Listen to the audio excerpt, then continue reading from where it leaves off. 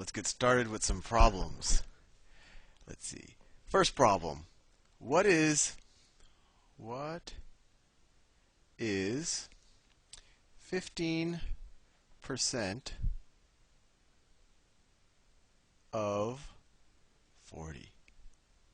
The way I do percent problems is I just convert the percentage to a decimal, and then I multiply it times the number that I'm trying to get the percentage of.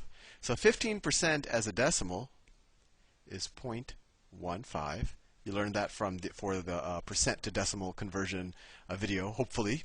And we just multiply this times 40. So let's say 40 times 0.15. 5 times 0 is 0. 5 times 4 is 20. Bring down, put a 0 there. And then 1 times 0 is 0. 1 times 4 is 4. And you get 600. Then you count the decimal spots. 1, 2. No decimals up there, so you go 1, 2. You put the decimal there. So 15% of 40 is equal to 0.15 times 40, which equals 6.00. Well, that's just the same thing as 6. Let's do another problem. Hopefully that didn't confuse you too much. And I'm going to try to confuse you this time, just in case you weren't properly confused the last time. What is 0.2% of, let me think of a number, of 7? So a lot of people's inclinations would just say, oh, 0.2%, that's the same thing as 0.2. And if that was your inclination, you would be wrong. Because remember, this isn't 0.2. This is 0.2%. So there's two ways of thinking about this. You could say that this is 0.2 over 100, which is, if you multiply the numerator and the denominator by 10, is the same thing as 2 over 1,000. Or you could just do the technique where you move the decimal space over 2 to the left, in which case, if you're starting with 0.2 and you need to move the decimal space 2 to the left, you go bam, whoops, bam, bam. And that's where the decimal goes. So it's 0.002. This is key. 0.2% is the same thing as 0.002. This can always trip you up, and I've made this careless mistake all the time, so don't feel bad if you ever do it. But just always pay careful attention if you see a decimal and a percentage at the same time. So now that we figured out how to write this percentage as a decimal, we just have to multiply it times the number that we want to take the percentage of. So we say 0.002 times 7. Well, this is pretty straightforward. 7 times 2 is 14, right? And how many total numbers do we have, or how many total digits do we have behind the decimal point? Let's see. It's 1, 2, 3. So we need 1, 2, 3 digits behind the decimal point.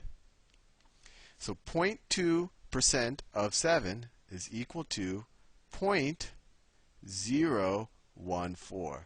And you're probably thinking, boy, that's a really, really small number. And it makes sense, because 0.2%, that's, if you want to think about it, that's smaller than even 1%. So that's even smaller than 1/100th. And actually, if you think about it, 0.2% is 1/500th. So, and if you do the math, 1/500th of 7 will turn out to be this number. And that's an important thing to do. It's always good to do a reality check, because when you're doing these decimal and these percent problems, it's very easy to kind of lose a factor of 10 here or there, or gain a factor of 10. So always do a reality check to see if your answer makes sense. So now I'm going to confuse you even further. What if I were to ask you, 4 is 20% of what number?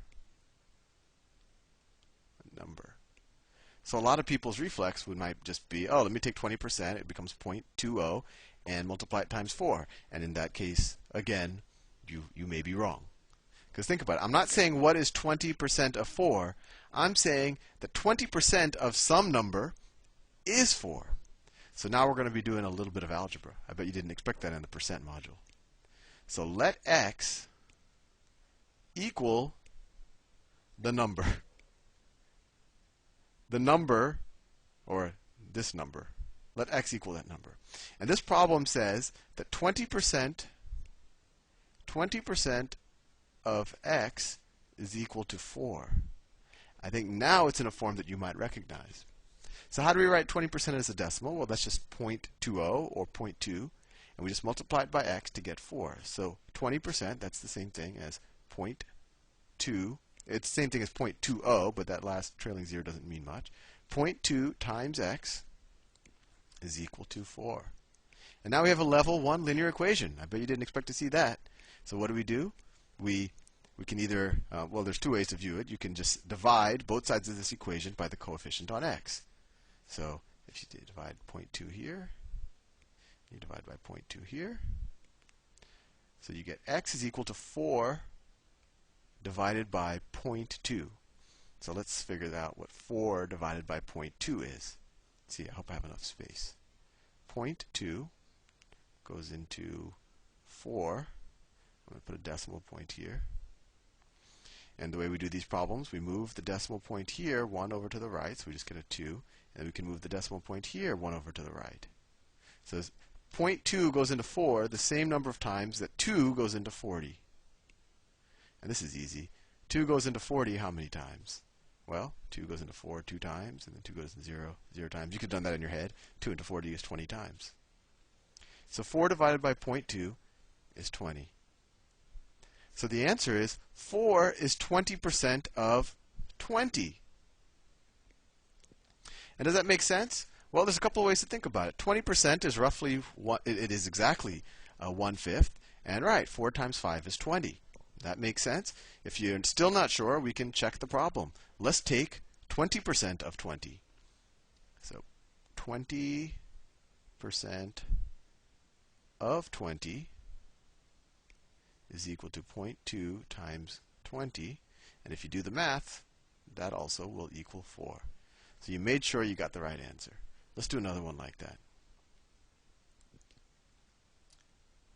I'm picking numbers randomly. Let's say 3 is 9% of what? So if x, once again, let's let x equal the number that 3 is 9% of. You didn't have to write all that.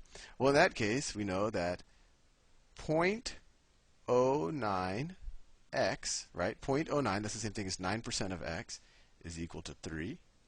Or that x is equal to 3 divided by 0.09. Well, if we do the decimal division, 0.09 goes into 3. Let's put a decimal point here. I don't know how many zeros I'm going to need. So if I move this decimal over to the right twice, then I'll move this decimal over to the right twice. So 0.09 goes into 3 the same number of times that 9 goes into 300. So 9 goes into 30 3 times. 3 times 9 is 27. I think I see a pattern here already. 30, 3 times 29 is 27. You're just going to keep getting 30, 30, 30, 30, 30. The 3's are just going to go on forever. So it turns out that 3 is 9% of, you could either write it as 33.3 repeating, or we all know that 0.3 forever is the same thing as 1/3. So 3 is 9% of 33 and 1/3. Either one of those would be an acceptable answer. And a lot of times when you're doing percentages, you're actually just trying to get a ballpark. So the precision might not always be the most important thing, but in this case, we will be precise, and obviously on tests and things, you need to be precise as well. Hopefully, I didn't go too fast, and you have a good sense of percentage. The important thing for these type of problems is pay attention to how the problem is written.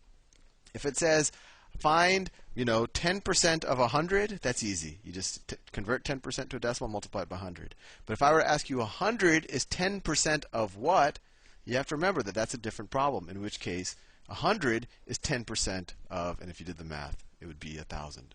I think I spoke very quickly on this problem, on this module, so I hope you didn't get too confused, but I will record more.